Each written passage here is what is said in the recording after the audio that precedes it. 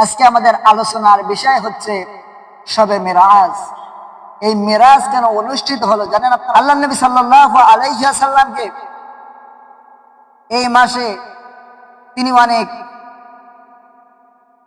দুঃখ কষ্ট বেদনা সয়েছেন। এই মাসটাকে আম্মা জান খাদিজা রাদিয়াল্লাহু তাআলা আনহা এই মাসে ইন্তেকাল করেন। তার চাচা আবু তালেব সেও এই বছরে ইন্তেকাল করেন। তিনি হতাশার ভিতরে পড়ে গেলেন, কেননা আম্মা জান খাদিজা রাদিয়াল্লাহু তাআলা আনহা যখন বেঁচে ছিলেন, তার চাচা আবু তালেব যখন বেঁচে ছিলেন, নবীজির চাচা আবু তালেব যখন বেঁচে ছিলেন, তখন তার উপরে কোনো মানুষ ডাইরেক্ট তার উপরে আক্রমণ করতে পারতো না, কোনো মানুষ তাকে আঘাত করতে পারতো না।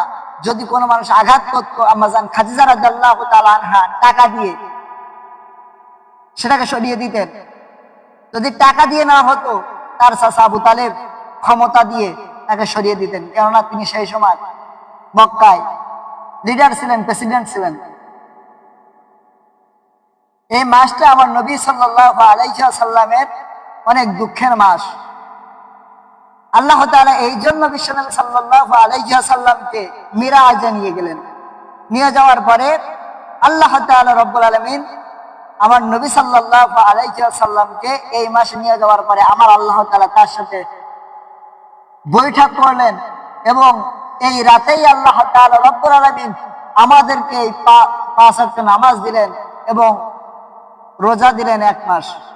শুধু এটা নয়, আল্লাহ তাআলা 14 দফা কর্মসূচি আমার নবীকে আল্লাহ তাআলা দিয়ে দিলেন।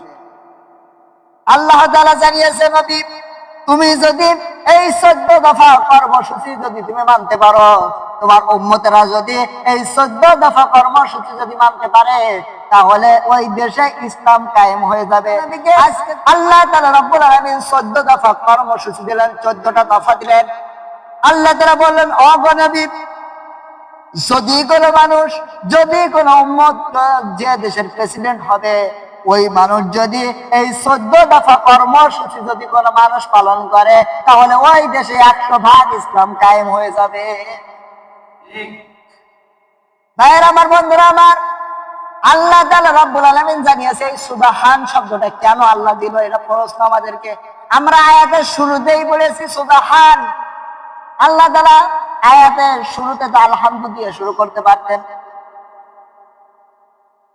দেখেন আল্লাহ তাআলা কোরআনুল কারীমে বেশিরভাগ আয়াত আল্লাহ তাআলা দিয়েছেন ইয়া আইয়ুহাল্লাযিনা আমানু, কিন্তু আল্লাহ তাআলা কেন সুবহান শব্দ ব্যবহার করলো, এটা আমাদের প্রশ্ন। আল্লাহ তাআলা সুবহান শব্দ এই কারণে ব্যবহার করেছে, এই পৃথিবীতে যদি কোনো মানুষ আল্লাহর প্রশংসা গুণগান শোনে, তখন সে আলহামদুলিল্লাহ বলে, আল্লাহু আকবার বলে, কিন্তু আশ্চর্য কোনো জিনিস দেখলেও বলে ওঠে সুবহানাল্লাহ। আমার আল্লাহ তাআলা এই জন্য এই মেরাজ এটা আশ্চর্য, আমার আল্লাহ আশ্চর্য হয়ে গেছে, এই জন্য আমার আল্লাহ তাআলা সুবহান শব্দ দিয়ে আগে শুরু করেছে। এই সুবহান শব্দ দিয়ে আল্লাহ তাআলা শুরু করেছে এই কারণে যে তোমাদের জন্য এটা আশ্চর্য। বিশ্বনবী সাল্লাল্লাহু আলাইহি ওয়াসাল্লাম মিরাজ থেকে এসেছে, আসার পরে কাবার চত্বরে বসে আছে। এমন সবাই আবু জেহেল এসে জিজ্ঞাসা করেছে, বলে মুহাম্মদ তুমি কি এরকম করে আছো কেন? বলে আমি আজ রাতে মিরাজ থেকে এসেছি, আল্লাহর সাথে সাক্ষাৎ করে এসেছি। আবু জেহেল বলতেছে, মুহাম্মদ আমি জানতাম যে তোমার মাথা খারাপ, এত খারাপ আমি জানতাম না। আবু জেহেল বলতেছে তোমার মাথা খারাপ, এত খারাপ আমি আগে জানতাম না। বলতেছে, মুহাম্মদ আমি কি এই মক্কাবাসীকে বলে দেবো? নবীজি বললেন, হ্যাঁ অবশ্যই বলেন। ও সর্বপ্রথম গেছে আবু বকরের বাড়ি, কেননা মক্কার চক্কর থেকে আবু বকরের বাড়ি ছিল একটু কাছে। সবার আগে আবু বকরের বাড়ি ঢুকেছে, ঢোকার পরে বলতেছে, আবু বকর তোমার বন্ধু মানে পাগল হয়ে গেছে। বলছে কেন? বলে তোমার বন্ধু নাকি এক রাতে আল্লাহর সাথে সাক্ষাৎ করে এসেছে। আল্লাহর সাথে সাক্ষাৎ করে আবার এক রাতেই ফিরে এসেছে। আবু বকর বললেন, এটি নবীজি বলেছে? বলে হ্যাঁ। ও নবীজি, হযরত আবু বকর নবীজির কাছে চলে গেলেন, বললেন, ইয়া রাসূলুল্লাহ আপনি কি বলেছেন? যে আপনি আখিরাতের ভিতরে আল্লাহর সাথে সাক্ষাৎ করে মিরাজ থেকে এসেছেন।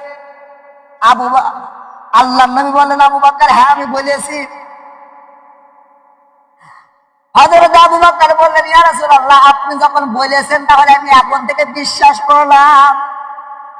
আল্লাহর নবী বললেন, আবু বকর, এত বড় ঘটনা তুমি বিশ্বাস করলে কি করে?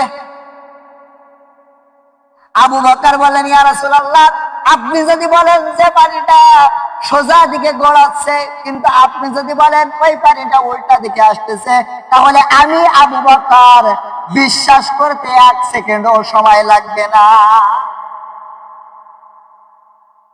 ভাইয়েরা আমার, বন্ধুরা আমার, আল্লাহ নবী সাল্লাল্লাহু আলাইহি ওয়াসাল্লাম ওই দিন বলেছিলেন, আবু বকর, আমি তোমাকে খালি হাতে ফিরিয়ে দিতে চাই না। আজ থেকে তোমার নামের শেষে একটা লকাব যোগ হলো, সেটা হচ্ছে আবু বকর সিদ্দিক। তাহলে এখান থেকে বোঝা গেল আবু বকর নবীর এই বিশাল বড় ঘটনাকে ওই একবারে মেনে নিয়েছে, একবারেই বিশ্বাস করেছে। এই জন্য আমার নবী তার নামের শেষে আবু বকর সিদ্দিক লকাব লাগিয়ে দিয়েছে। আল্লাহ তাআলা রব্বুল আলামিন আমার নবীকে মিরাজে ডেকে তাকে 14টা কর্মসূচি দিলেন। এই 14টা কর্মসূচি যদি কোনো মানুষ মানতে পারে, তাহলে কোনো মানুষ যদি রাষ্ট্র ক্ষমতায় যদি চালাতে পারে, আমার মনে হয় বাংলাদেশে ইসলাম কায়েম হতে আর বেশি দেরি লাগবে না। আল্লাহ তাআলা বলে, আমি তোমাদেরকে একটা মাত্র দিন দিয়েছি, একটা মাত্র ধর্ম দিয়েছি, তার নাম হচ্ছে ইসলাম। ইসলাম ব্যতীত তোমাদের আর কোনো ধর্ম নেই। হ্যাঁ আমার বন্ধুরা আমার, আমরা ইবাদত করি শুধুমাত্র এক আল্লাহর, কিন্তু ইহুদি খ্রিস্টানরা ওরা বলে আল্লাহর পুত্র নাকি ঈসা আলাইহিস সালাম। কিন্তু আমার আল্লাহ তাআলা সূরা ইখলাসের ভিতরে আমার আল্লাহ তাআলার পরিচয় আল্লাহ তাআলা নিজে দিয়েছে। আল্লাহ তাআলা বলেন, হে নবী আপনি বলেন, কুল হুয়াল্লাহু আহাদ আল্লাহুস সামাদ। হে নবী আপনি বলেন, আল্লাহর কোনো শরীক নেই, আল্লাহ কারো মুকাফেক্ষিক নন। আল্লাহ তাআলাকে কেউ জন্ম দেননি এবং তিনি কারো থেকে জন্মগ্রহণ করেননি। হে নবী আপনি তাদেরকে বুঝিয়ে দেন, আল্লাহ তাআলার এই পরিচয় আল্লাহ সূরা ইখলাসের ভিতরেই দিয়ে গিয়েছে। ১৫০০ বছর আগে মুসা নবীরও মিরাজ হয়েছিল, হযরত ঈসা নবীর মিরাজ হয়েছিল, কিন্তু আমার নবীর মতন একসাথে সাক্ষাৎ মিরাজ হয় না। আল্লাহর সাথে ডাইরেক্ট কথা বলার, ডাইরেক্ট বসে বসে এক জায়গায় কথা বলা, এই মিরাজ হয় নাই। আমার নবী, বিশ্ব নবী, আমরা এমন একজন নবী পেয়েছি যে নবী এক আল্লাহ, আমার আল্লাহ তাআলার সাথে সাথে একান্তে বসে বসে ২৭ বছর গল্প করেছে। ভাইয়েরা আমার, বন্ধুরা আমার, এই নবীর শান মান মর্যাদা এত দিলেন কেন আল্লাহ? আল্লাহ তাআলা রব্বুল আলামিন জানিয়েছে কেন আমি আল্লাহ তাআলা আমার নবীর শান মান এত দিলাম জানো?